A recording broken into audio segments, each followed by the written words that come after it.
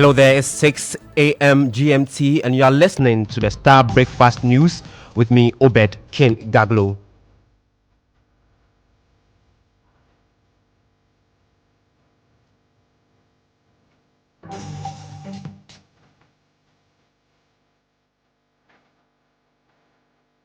Coming up this morning, Northern MP Samuel Kudjetwa Blakwa demands publication of assessment done by MPRA following revelations of Labour Minister that the MPRA has cleared SNIT to proceed with the sale of some 4 hotels. Also ahead, MPP running mate Dr. Matthew Poku Prempeh resigns as Energy Minister, and in Business Chamber of Construction Industry describes controversial ally seeking to regulate cement pricing by manufacturers as an exercise in futility. We have details of these and many other stories coming up shortly.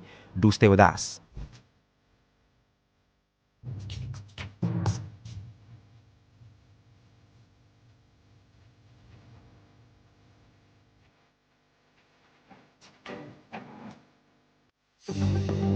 Starr News is coming to you live on Ultimate 106.9 FM in Kumasi, Empire 102.7 FM in Takrady, Cool 103.5 FM in Ho, Rage and Might FM in Tamale, Sonali FM in Wa, My Star Radio in the USA. Also live on Facebook on Starr 103.5 FM and on starfm.com.gh around the world. This is Starr 103.5 FM. Grateful for joining us this morning. We begin the bulletin with the raging issue of the SNIT hotel sales. Now, Northern MP Samuel Kudjetwa Blakwa is demanding the publication of the assessment supposedly done by the National Pensions Regulatory Authority, which granted SNIT clearance for the sale of 60% of its stake in 4 hotels to Rock City Hotel. Minister of Employment and Labour Relations Ignatius Bafuewa, answering questions on the floor of Parliament, revealed that the MPRA, which earlier had directed the SNIT board to suspend its negotiations with Rock City over the sale of the 4 hotels, had given the trust clearance to proceed with the sale after its assessment. But speaking exclusively to Star News, Samuel Kudjetwa Blakwa says the minister is taking Ghanaians for granted, as he describes the clearance as a plot to sell off state properties to government cronies.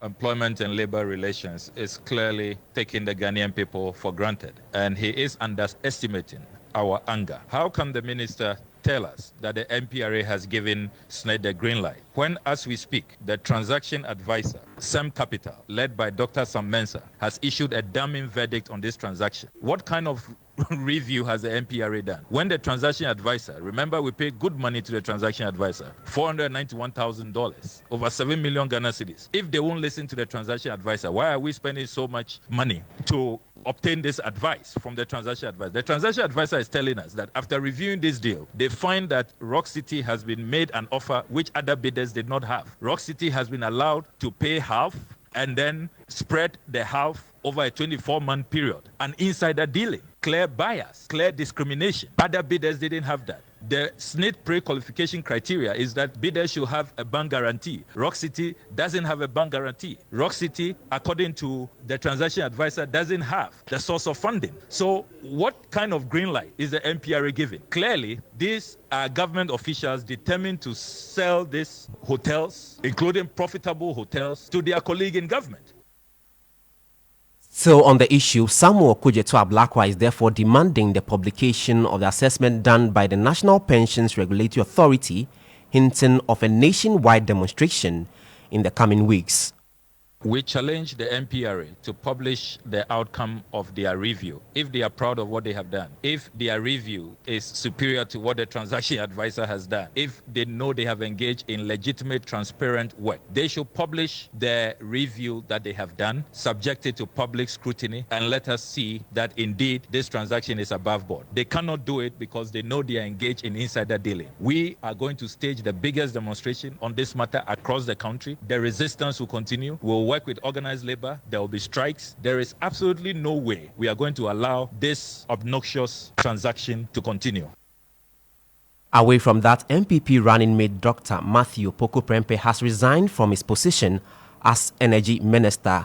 This follows his nomination and confirmation as the vice presidential candidate of the governing New Patriotic Party for the upcoming 2024 general elections.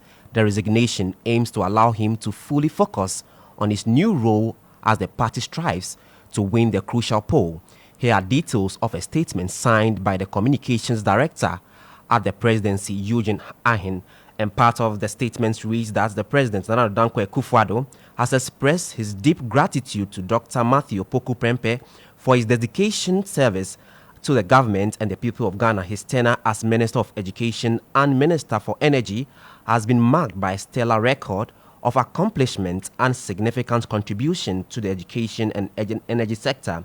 In light of this, Dr. Matthew Poku-Prempeh's resignation, President Nana Dankwa Akufo-Addo has asked the Minister for Lands and Natural Resources, Abu Jinapo, and MP for Damongo to exercise cabinet oversight responsibility over the Ministry of Energy.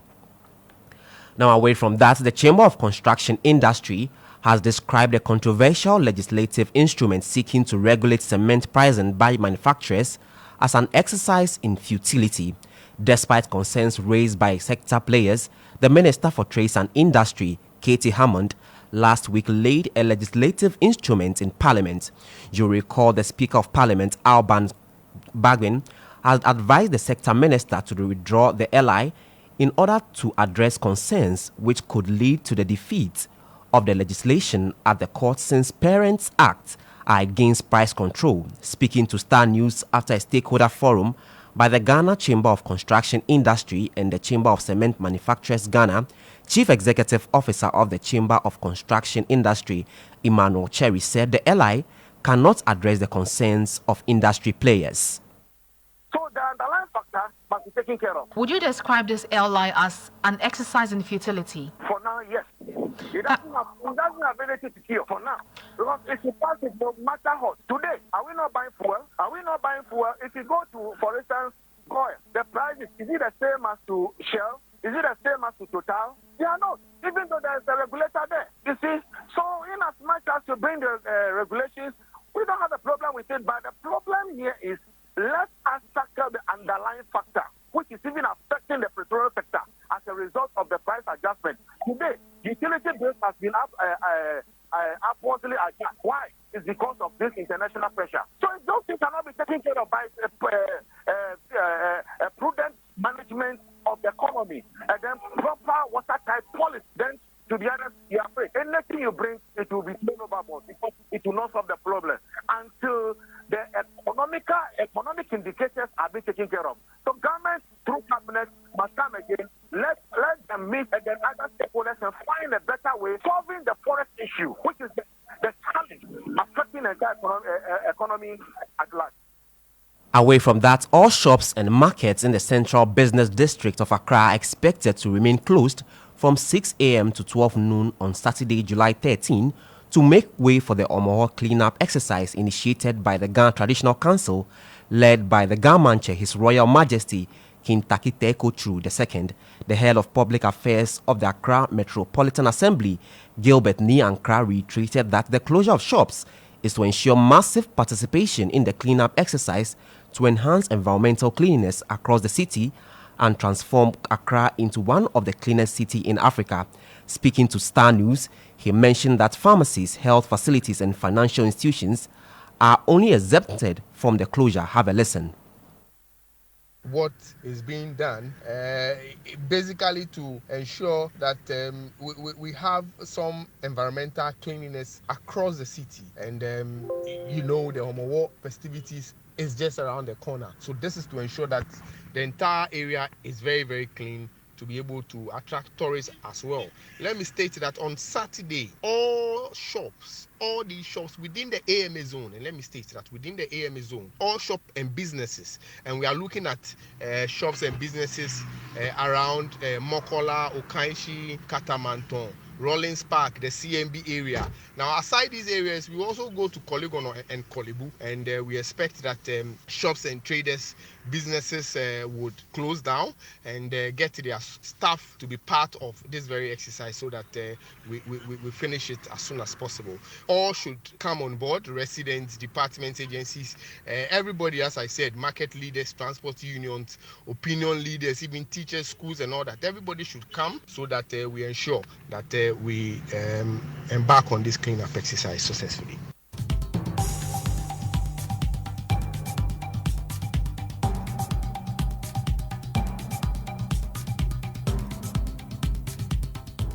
And this will wrap up this morning's bulletin.